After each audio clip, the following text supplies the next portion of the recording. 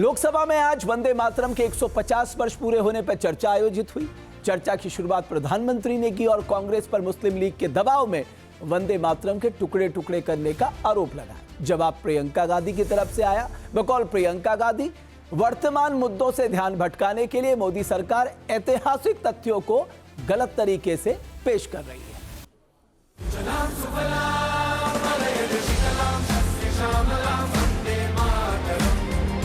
कांग्रेस ने वंदे मातरम पर समझौता कर लिया। इसकी वजह क्या है? इसकी वजह क्या है? हम आज यहाँ ये बहस क्यों कर रहे हैं?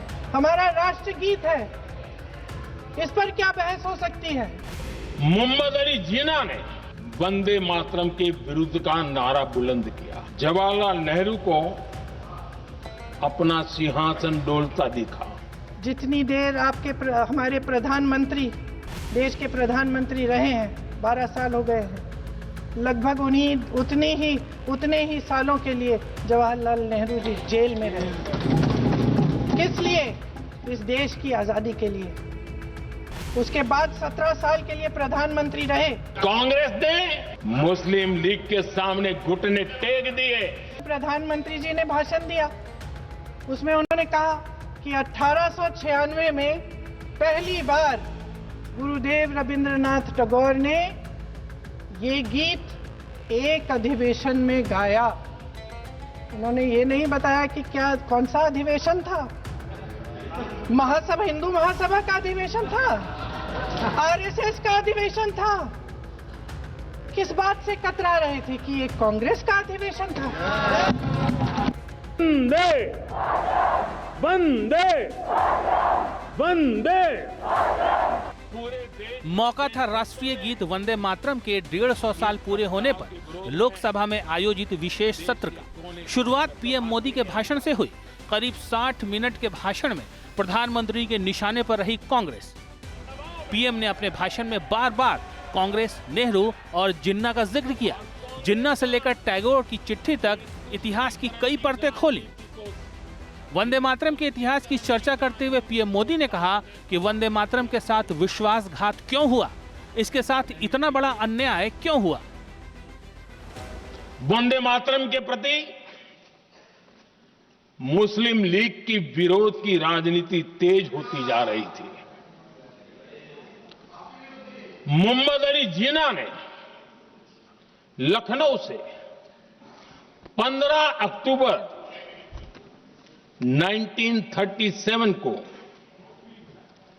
वंदे मातरम के विरुद्ध का नारा बुलंद किया। फिर कांग्रेस के तत्कालीन अध्यक्ष जवाहरलाल नेहरू को अपना सिंहासन डोलता दिखा। बजाय कि नेहरू जी मुस्लिम लीग के आधारहीन बयानों को तगड़ा जवाब देते, करारा जवाब देते, मुस्लिम लीग के बयानों की निंदा करते,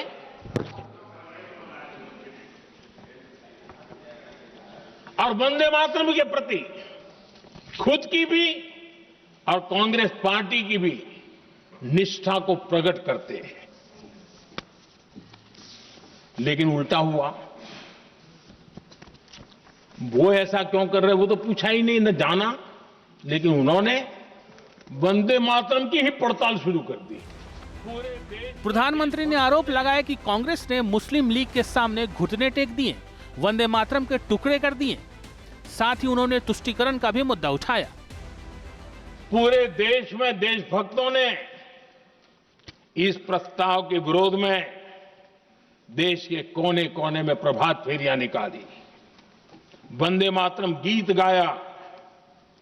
लेकिन देश का दुर्भाग्य कि 26 अक्टूबर को कांग्रेस ने वंदे मातरम पर समझौता कर लिया। लेकिन इतिहास इस बात का गवाह है कि कांग्रेस ने मुस्लिम लीग के सामने घुटने टेक दिए और मुस्लिम लीग के दबाव में किया। और कांग्रेस का ये तुष्टीकरण की राजनीति को साधने का एक तरीका था। आदरणीय अध्यक्ष जी, तुष्टीकरण की राजनीति के दबाव में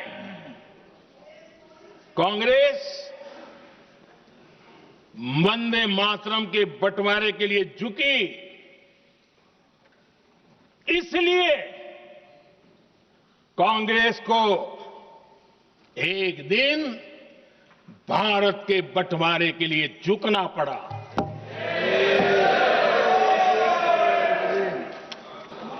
मुझे लगता है कांग्रेस ने आउटसोर्स कर दिया है।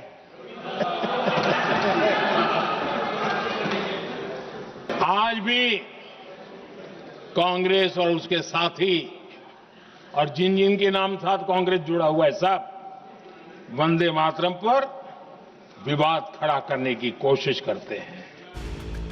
प्रधानमंत्री ने वंदे मातरम पर बोलते हुए कांग्रेस को कटघरे में खड़ा किया। कांग्रेस की तरफ से प्रियंका गांधी ने जवाब दिया, कई तंज कसे, तीखा वार किया, जोरदार पलटवार किया कि बंगाल का चुनाव आ रहा है, हमारे प्रधानमंत्री अपनी भूमिका निभाना चाहते हैं उसमें। और दूसरी वजह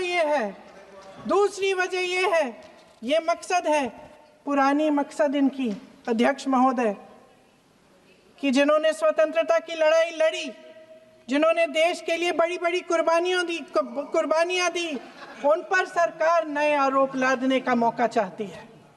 देश का ध्यान फिर से जनता के ज्वलंत मुद्दों से भटकाना चाहती है। यही एक मकसद है आपका। प्रियंका गांधी ने सवाल उठाया कि आखिर इस मुद्दे पर 150 साल बाद बहस क्यों हो रही है। प्रियंका गांधी की तरफ से इसकी वजह भी पेश की गई। आपने बहस मांगी है। आप तो इलेक्टोरल रिफॉर्म्स की बहस नहीं मांग रहे थे कि जब तक हम इस पर बहस नहीं करेंगे तब तक उस पर बहस नहीं होगी। इसकी वजह क्या है? हम आज यहाँ ये बहस क्यों कर रहे हैं? हमारा राष्ट्रगीत है, इस पर क्या बहस हो सकती है? हम ये बहस यहाँ आज 2 वजहों से कर रहे हैं। पहला कि बंगाल का चुनाव आ रहा है, हमारे प्रधानमंत्री अपनी भूमिका निभाना चाहते हैं उसमें। और दूसरी वजह ये है, ये मकसद है, पुरानी मकसद इनकी अध्यक्ष महोदय, कि जिन्होंने स्वतंत्रता की लड़ाई लड़ी, जिन्होंने देश के लिए बड़ी बड़ी कुर्बानियां दी, उन पर सरकार नए आरोप लादने का मौका चाहती है। देश का ध्यान फिर से जनता के ज्वलंत मुद्दों से भटकाना चाहती है। यही एक मकसद है आपका। लोकसभा में वंदे मातरम पर बहस के लिए 10 घंटे का समय निर्धारित किया गया है। प्रियंका गांधी से पहले कांग्रेस की तरफ से लोकसभा में प्रतिपक्ष के उप नेता गौरव गोगोई ने अपनी बात सबसे पहले रखी कि एक राजनीतिक रंग इस पूरे वंदे मातरम के चर्चा को देने का था। जिन विपक्षी नेताओं ने इस मुद्दे पर अपनी राय रखी, उसमें अखिलेश यादव भी शामिल थे। वंदे मातरम भारत के स्वतंत्रता संग्राम का प्राण, राष्ट्रीय गौरव और एकता का प्रतीक है। ये हर भारतीय को मातृभूमि के प्रति प्रेम, कर्तव्य और एकजुटता की भावना से जोड़ता है।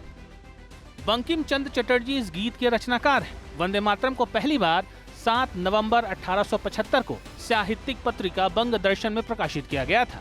1882 में ये गीत बंकिम चंद्र चटर्जी के उपन्यास आनंद मठ का हिस्सा बना था। रविंद्रनाथ टैगोर ने इसे संगीत का रूप दिया और आजादी की लड़ाई में ये स्वतंत्रता सेनानियों के लिए नारा बन गया।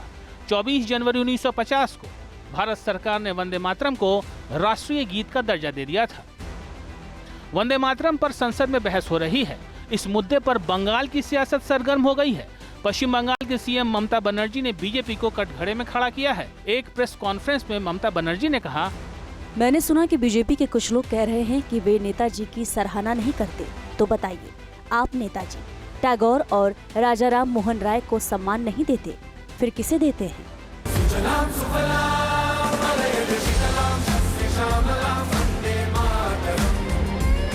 वैसे राष्ट्रीय गीत वंदे मातरम के 150 साल पूरे होने के मौके पर भारत सरकार की तरफ से साल भर का कार्यक्रम आयोजित किया जा रहा है। इसी के तहत लोकसभा में बहस हुई। राज्यसभा में इस मुद्दे पर 9 दिसंबर को चर्चा होगी। Download are Doordarshan app